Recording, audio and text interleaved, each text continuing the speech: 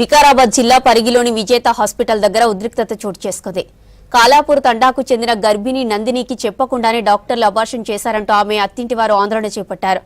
డాక్టర్తో హాస్పిటల్తో యాజమాన్యంతో తీవ్ర వాగ్వాదానికి దిగారు.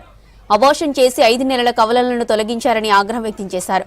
మహిళకు నొప్పులు రావడంతో ఆమెకు చెప్పే అబార్షన్ చేశామని డాక్టర్లు నచ్చజెప్పినా వెనక్కి తగ్గలేదు.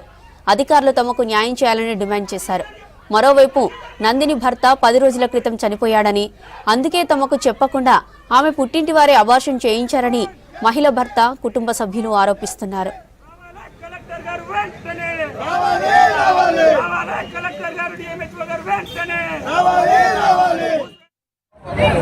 ఈరోజు పరిగిలో ఉన్నటువంటి పట్టణంలో విజేత హాస్పిటల్లో మన కాలాపూర్ తండాకు సంబంధించిన ఒక మహిళ 5-6 నెలల నుంచి కూడా ప్రెగ్నెంట్ ద్వారా ఉండి ఇక్కడ హాస్పిటల్లో కంటిన్యూగా చూపించుకోవడం జరుగుతుంది. ప్రమాదం ఉందని తెలిసినప్పటికీ వాళ్ళ కుటుంబ సభ్యులకు వివరించాలి. లేదు దానికోసం ఇతర పెద్ద హాస్పిటల్కి వెళ్తారా, లేకపోతే మీరు ఇక్కడనే చూపించుకుంటారా, మా చేతిలో లేదు. వాళ్ళకి చెప్పాల్సిన పూర్తి బాధ్యత డాక్టర్ పైన, హాస్పిటల్ యజమాని పైన ఉంటుంది.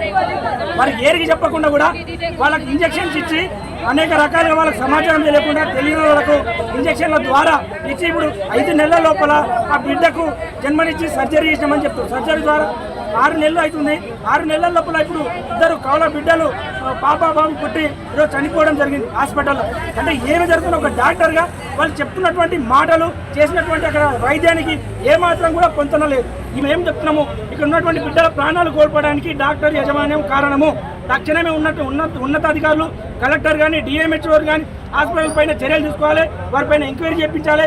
ఇలాంటి హాస్పిటల్కు నిజంగా ఉత్తీర్ణత ఉందా లేదా అని చెప్పి ఇలాంటి పరిమితులు ఉన్నటువంటి అనుమతులు మొత్తం వీళ్ళకు రద్దు చేయాలి.